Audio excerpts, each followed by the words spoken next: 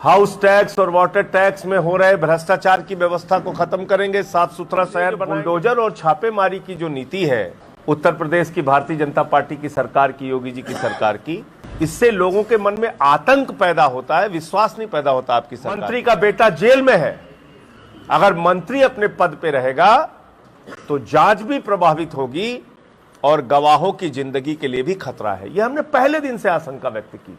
जो पूरे देश में आतंक मचा के विधायक तोड़ने में बीजेपी का सहयोग कर रही है, 211 विधायक और सांसद अब तक तोड़ चुकी है ईडी का इस्तेमाल करके भारतीय जनता पार्टी। आज की इस पत्रकार वार्ता का उद्देश्य यह है कि उत्तर प्रदेश में भी अब एक बड़ा चुनाव आ गया है, नगर निकाय का चुनाव। और उस नगर निकाय के चुनाव के वार्डों के आरक्षण आ गए, चेयरमैन और मेयर के आरक्षण आ गए, उस पर आपत्तियां मांगी गई हैं और उम्मीद है कि जल्द ही उसकी तारीखें ऐलान हो जाएंगी। आप सबको मालूम है कि पिछले 6 महीने से लगातार, जब से विधानसभा का चुनाव संपन्न हुआ है उसके बाद से लगातार आम आदमी पार्टी वार्डों में संगठन बनाने का काम, नगरों में संगठन बनाने का काम, महानगरों में संगठन बनाने का काम, नगरीय क्षेत्रों में बूथ बनाने का काम, झाड़ू चलाओ यात्रा निकालने का काम, नगर पालिका के भ्रष्टाचार को उजागर करने का काम, यानी फोकस तरीके से हम लोग नगरीय क्षेत्रों के चुनाव में जुटे हुए हैं, नगरीय क्षेत्रों के चुनाव तैयारी में जुटे हुए हैं। अब इसमें नगर पंचायत भी है, नगर पालिकाएं भी हैं और नगर निगम भी हैं। लगभग 12,000 वार्ड के चुनाव होंगे और 763 नगर निकाय की इकाई है। सभी सीटों पर आम आदमी पार्टी चुनाव लड़ेगी। सभी सीटों पर हम लोग मजबूत उम्मीदवार मैदान में उतारेंगे और सबसे बड़ा मुद्दा होगा चुनाव के अंदर नगर निकाय में व्याप्त भ्रष्टाचार। हाउस टैक्स के नाम पे भ्रष्टाचार, वाटर टैक्स के नाम पे भ्रष्टाचार, कॉमर्शियल टैक्स के नाम पे भ्रष्टाचार। हमारा जो एजेंडा होगा भ्रष्टाचार मुक्त नगर पालिका, भ्रष्टाचार मुक्त नगर निकाय और स्वच्छ शहर का नारा। जब आपको साफ सुथरा शहर चाहिए तो उसके लिए झाड़ू चाहिए, आपको गंदगी मुक्त शहर चाहिए तो उसके लिए झाड़ू चाहिए। तो इसलिए हम लोगों से अपील करेंगे कि एक मौका आपने केंद्र में मोदी जी को दिया, राज्य में योगी जी को दिया, ये मौका आम आदमी पार्टी वालों को दीजिए। ये झाड़ू वालों का काम है सफाई का। दिल्ली के एमसीडी में 15 साल के कुशासन को दिल्ली की जनता ने खत्म किया। एमसीडी में आम आदमी पार्टी जीती। गुजरात के अंदर 13% वोट हमको मिला, 41 लाख वोट मिले, राष्ट्रीय पार्टी बन गई है आम आदमी पार्टी। पूरे देश में हमारा विस्तार हो रहा है और इसी क्रम में आज बहुत सारे लोग इस नगर पालिका के चुनाव को दृष्टिगत रखते हुए भी बहुत सारे लोग अलग अलग जगहों से पार्टी में शामिल होने के लिए आए हैं। और बुंदेलखंड विकास दल है, उसका विलय भी आज होगा। कुछ मुद्दे भी हैं महत्वपूर्ण। एक तो जैसा मैंने बताया कि नगर निकायों में व्याप्त भ्रष्टाचार, इसको हम लोग मजबूती से इस चुनाव के अंदर मुद्दा बनाएंगे। हम हाउस टैक्स और वाटर टैक्स में हो रहे भ्रष्टाचार की व्यवस्था को खत्म करेंगे, साफ सुथरा शहर बनाएंगे और साथ ही साथ मोहल्ला क्लिनिक का जो एक सक्सेसफुल मॉडल हमारा है, जिसमें कि छोटे मोटे इलाज वो आपके मोहल्ले में ही हो जाए, मोहल्ला क्लिनिक के माध्यम से हो जाए, आपको दवाएं मुफ्त मिल जाए, परामर्श डॉक्टर का मुफ्त मिल जाए, ये मोहल्ला क्लिनिक नगर निकाय के क्षेत्र में आम आदमी पार्टी जहां भी हमें मौका मिलेगा, जनता जिताएगी, वहां हम मोहल्ला क्लिनिक लाने का काम करेंगे। अभी कई दिनों से छापेमारी का कहर उत्तर प्रदेश में है। सारे व्यापारी आतंकित हैं, डरे हुए हैं। किसी आतंकवादी का आतंक नहीं है, इंस्पेक्टर का आतंक है।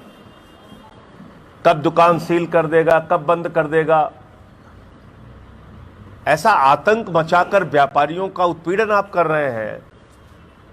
उन व्यापारियों का जिन्होंने अपने कंधे पे बिठा के भाजपा को जिताया। आज पूरे उत्तर प्रदेश में व्यापारियों के यहां छापेमारी कर करके उनको उनका वो डर के मारे अपनी दुकान नहीं खोल रहे व्यापारी। अभी मुझे पता चला 72 घंटे का स्टे आया है। जैसे मालूम पड़ रहा है कि राजा साहब ने कह दिया हाँ जनता थोड़ी दुखी हो गई, थोड़ा सा आराम कर लो 2-3 दिन, फिर शुरू करेंगे डंडा मारना तुमको। तो ये जो बुलडोजर और छापेमारी की जो नीति है उत्तर प्रदेश की भारतीय जनता पार्टी की सरकार की, योगी जी की सरकार की, इससे लोगों के मन में आतंक पैदा होता है, विश्वास नहीं पैदा होता आपकी सरकार के प्रति। दूसरा, लखीमपुर कांड, 1 वर्ष के अंदर कई गवाहों पे हमले हो चुके और गवाहों के परिवारों पे हमले हो चुके। आपको याद होगा हम लोगों ने बार बार यह कहा था कि अगर 5 अन्नदाताओं की हत्या करने वाला, जिसकी गाड़ी से, जिस गृह राज्य मंत्री की गाड़ी से उन 5 किसानों की हत्या हुई और मंत्री का बेटा जेल में है, अगर मंत्री अपने पद पे रहेगा तो जांच भी प्रभावित होगी और गवाहों की जिंदगी के लिए भी खतरा है। यह हमने पहले दिन से आशंका व्यक्त की थी और आज वही काम हो रहा है। एक के बाद एक गवाहों के ऊपर हमला हो रहा है, उनको डराया जा रहा है, अपनी गवाही बदलो। मैं माननीय सर्वोच्च न्यायालय से, क्योंकि सरकार तो बेशर्म है, मैं माननीय सर्वोच्च न्यायालय से अपील करूंगा कि इस विषय का स्वतः संज्ञान लें, क्योंकि इसमें एक केंद्रीय गृह राज्य मंत्री शामिल है इस पूरे मामले में। और जब तक वो व्यक्ति अपने पद पर रहेगा, लखीमपुर कांड के पीड़ितों को, किसानों को, अन्नदाताओं को न्याय नहीं मिल सकता, उनके परिवारों को न्याय नहीं मिल सकता। आज सदन में जांच एजेंसियों के दुरुपयोग का मामला मैंने उठाया और जब मैंने ये मामला उठाया तो मैंने बताया कि ईडी जो है सरकार की संस्था, जो पूरे देश में आतंक मचा के विधायक तोड़ने में बीजेपी का सहयोग कर रही है, 211 विधायक और सांसद अब तक तोड़ चुकी है ईडी का इस्तेमाल करके भारतीय जनता पार्टी। तो मैंने बताया कि 8 वर्षों में 3010 छापे ईडी ने मारे। मोदी जी के राज में 27 गुना ज्यादा ईडी के छापे बढ़ गए, 27 गुना ज्यादा। और आंकड़ा खुद सरकार ने दिया है, केंद्र सरकार ने, जिसमें केंद्र सरकार ने बताया कि 3010 छापे में मात्र 23 लोगों पे आरोप सिद्ध हुआ। कितनों पे? मात्र 23 लोगों पे, यानी कि 0.5% कन्विक्शन रेट है ईडी का। तो ईडी का इस्तेमाल किसके लिए हो रहा है? विपक्ष के नेताओं का गला दबाने के लिए, विपक्ष के नेताओं का उत्पीड़न करने के लिए, विपक्ष के नेताओं पर फर्जी मुकदमे लगाने के लिए। मनीष सिसोदिया पे सीबीआई ईडी लगाओ, सत्येंद्र जैन पे ईडी सीबीआई लगाओ, अरविंद केजरीवाल पे ईडी सीबीआई लगाओ, कैलाश गहलोत पे इनकम टैक्स ईडी सीबीआई लगाओ, 43 विधायकों को दिल्ली पुलिस के माध्यम से गिरफ्तार करो। तो ये सब कुछ जो ईडी का आतंक मचा हुआ है पूरे देश में, उसको लेकर मैंने आज देश की संसद में मेरा 0 आवर पे मुझे बोलने का मौका मिला। उस पे पूरी की पूरी भारतीय जनता पार्टी चिल्लाने लगी। और देखिए कि नेता सदन पीयूष गोयल जी या तो वो मूर्ख है और या झूठे हैं।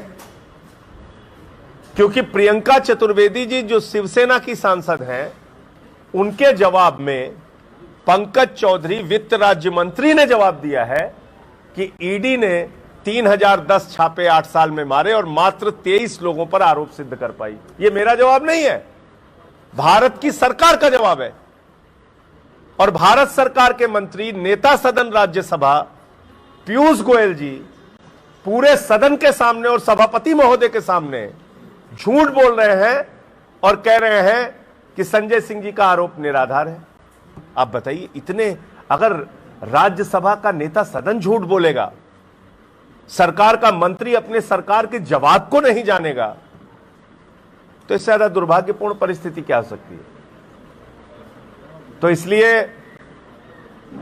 मैं सभापति महोदय को भी इस मामले में चिट्ठी लिखूंगा सारे साक्ष्यों के साथ, जो सरकार का जवाब है और किस तरीके से 0 आवर में, जबकि परंपरा यह है कि 0 आवर में सदस्य को कोई टोका टाकी नहीं होती, 0 आवर में मेरे खिलाफ खड़े होकर उन्होंने झूठी बात बोली सदन के अंदर, पीयूष गोयल जी ने। तो एक तो आपके माध्यम से मैं ये बात भी दर्ज कराना चाहता हूं कि नेता सदन राज्यसभा के या तो झूठे हैं या मूर्ख हैं, क्योंकि उनकी ही सरकार का जवाब है और वही सरकार का जवाब मैंने आज पार्लियामेंट के अंदर बोला था। इसके अलावा अभी जैसे ही तारीखें ऐलान होगी, पहली सूची हमारी तारीखों के ऐलान होने के 4 दिन के अंदर, 5 दिन के अंदर जारी हो जाएगी और पूरे प्रदेश के अंदर अब हम लोग नगरीय क्षेत्रों में अपनी सभाएं और कार्यक्रम शुरू करेंगे। नेशनल दस्तक की आपसे गुजारिश है कि अगर इसको बचाना चाहते हैं तो नेशनल दस्तक को सब्सक्राइब करने के लिए रेड कलर के सब्सक्राइब बटन को दबाएं, फिर बेल आइकन की घंटी दबाएं। नेशनल दस्तक को बचाने के लिए बहुत जरूरी है कि हर खबर को शेयर करें, लाइक करें, कमेंट जरूर करें।